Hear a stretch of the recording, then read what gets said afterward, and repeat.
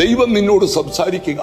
നീ നടക്കുന്നത് മനുഷ്യാലോചന പ്രകാരമാണെങ്കിൽ, നീ നടക്കുന്നത് നിന്റെ ബുദ്ധിയിലാണെങ്കിൽ, ആ രണ്ട് മേഖലകളെയും അടച്ചിട്ട് സർവശക്തനായ ദൈവത്തിന് മുമ്പിൽ മുട്ടുകൊത്ത്, കർത്താവേ, ഞാൻ പോയിടത്തെല്ലാം പരാജയപ്പെട്ടു പോയി, നിന്റെ ആലോചനയാൽ എന്നെ നടത്തണം.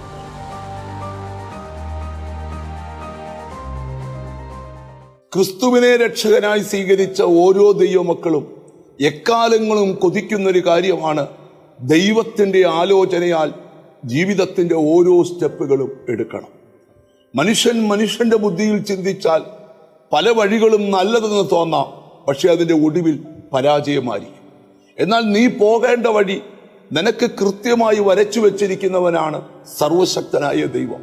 വേദപുസ്തകത്തിലൊരു വാക്യമുണ്ട്, ഞാൻ തീരുമാനിച്ച പോലെ തന്നെ നടക്കും, ഞാൻ വിചാരിച്ചതുപോലെ തന്നെ സംഭവിക്കും. ദൈവം വിചാരിച്ചത് നിന്റെ ജീവിതത്തിൽ നടക്കത്തുള്ളൂ, ദൈവം തീരുമാനിച്ചത് നിന്റെ കുടുംബത്തിൽ നടക്കത്തുള്ളൂ. 73 സങ്കീർത്തനത്തിന്റെ 24 വാക്യത്തിനകത്ത് സങ്കീർത്തനക്കാരൻ വെളിപ്പെടുത്തുക, നിന്റെ ആലോചനയാൽ നീ എന്നെ നടത്തും, പിന്നത്തേതിൽ മഹത്വത്തിലേക്ക് എന്നെ കൈക്കൊള്ളും. ഇവിടെ സങ്കീർത്തനക്കാരൻ പറയുകയാണ്, ദൈനംദിന ജീവിതത്തിൽ ഞങ്ങൾ പോകേണ്ട വഴി, ഞങ്ങൾ എതിലേക്കൂടെ മുന്നോട്ട് പോകണം, അത് കൃത്യസമയത്ത് ആലോചന പറഞ്ഞു തരുന്നവൻ ദൈവമാണ്. സങ്കീർത്തനങ്ങൾ 180 സങ്കീർത്തനങ്ങളുള്ള സങ്കീർത്തന പുസ്തകം ആരംഭിക്കുന്നത് തന്നെ 1 സങ്കീർത്തനം തുടങ്ങുകയാണ്, ദുഷ്ടന്മാരുടെ ആലോചന പ്രകാരം നടക്കരുത്. നിന്റെ ബന്ധുവോ സ്നേഹിതനോ അല്ല നിന്റെ ആലോചനക്കാരൻ. നിന്റെ ആലോചനക്കാരൻ സർവശക്തനായ ദൈവമായിരിക്കണം. പ്രവചന ഗ്രന്ഥങ്ങളിൽ ദൈവത്തിന്റെ ആലോചനയെപ്പറ്റി ശക്തമായി തരുന്ന പ്രവചന ദൂതുകൾ യിരെമ്യാവിന്റെ പ്രവചനത്തിലുണ്ട്. അവൻ ആലോചനയിൽ വലിയവനും പ്രവർത്തിയിൽ ശക്തിമാനുമാണ്. അവൻ തിരുവായി കൊണ്ട് അരുളി ചെയ്തത് തൃക്കൈ കൊണ്ട് നിവർത്തിക്കുന്ന ദൈവമാണ്.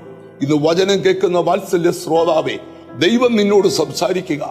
നീ നടക്കുന്നത് മനുഷ്യാലോചന പ്രകാരമാണെങ്കിൽ, നീ നടക്കുന്നത് നിന്റെ ബുദ്ധിയിലാണെങ്കിൽ, ആ രണ്ട് മേഖലകളെയും അടച്ചിട്ട് സർവശക്തനായ ദൈവത്തിന് മുമ്പിൽ മുട്ടുകൊത്ത്, കർത്താവേ, ഞാൻ പോയിടത്തെല്ലാം പരാജയപ്പെട്ടു പോയി, നിന്റെ ആലോചനയാൽ എന്നെ നടത്തണം.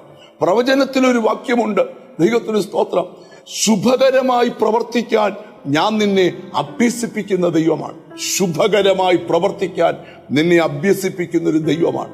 വഴി അടയപ്പെട്ടവർ, വഴി തടയപ്പെട്ടവർ, വഴി ബന്ധിക്കപ്പെട്ടവർ, വഴി അടച്ചു പൂട്ടിയവർ ഒക്കെ ഈ വചനം കേൾക്കുന്നെങ്കിൽ ആലോചനയിൽ വലിയവനായ ദൈവത്തിന് മുമ്പിൽ ഒന്ന് മുട്ടുകുത്തിയിട്ട് പറ, കർത്താവേ, എന്നോട് സംസാരിക്കണമേ, നിന്റെ ആലോചനയാൽ എന്നെ വഴി നടത്തണമേ, എന്നിട്ട് നിന്റെ മഹത്വത്തിലേക്ക് എന്നെ ചേർക്കണമേ. ഒന്നിച്ച് പ്രാർത്ഥിക്കാം. ഞങ്ങളുടെ കർത്താവേ, സ്വർഗസ്ഥ പിതാവേ, വഴിയടഞ്ഞ് നിരാശപ്പെട്ട് വഴി ബ്ലോക്കായി തടസ്സപ്പെട്ട് പ്രതിബന്ധങ്ങളെ വരുത്തി പിശാച് പോരാടുന്ന മേഖലകളിൽ കർത്താവേ, ഇന്ന് ദൈവത്തിന്റെ കരം തൊടണം. ദൈവമാലോചന പറഞ്ഞു കൊടുക്കണം. ദൈവാലോചനയ്ക്ക് മുന്നോട്ട് സ്റ്റെപ്പ് എടുക്കാൻ കൃപ കൊടുക്കണം. നിന്റെ നാമം ചൊല്ലി പിതാവിന്റെയും പുത്രന്റെയും പരിശുദ്ധാത്മാവിന്റെ നാമത്തിൽ ഈ ജനത്തെ അനുഗ്രഹിച്ച് പ്രാർത്ഥിക്കുന്നു, യേശു ക്രിസ്തുവിൻ നാമത്തിൽ തന്നെ, ആമേൻ. നിനക്ക് ആലോചന പറഞ്ഞു തരുന്ന ദൈവമുണ്ട്. ആ ദൈവത്തിന്റെ ആലോചനയിൽ മുന്നോട്ട് പോകാം. God bless you.